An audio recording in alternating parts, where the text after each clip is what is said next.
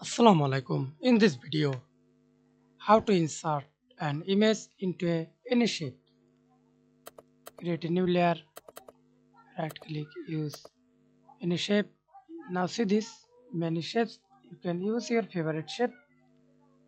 Example, I use this shape, press color. I do not use stroke, press enter. Hold shift, click and drag on your mouse and go to file, open and open any image. Double click, simply click and drag it, then right click on your mouse, create a clipping mask, or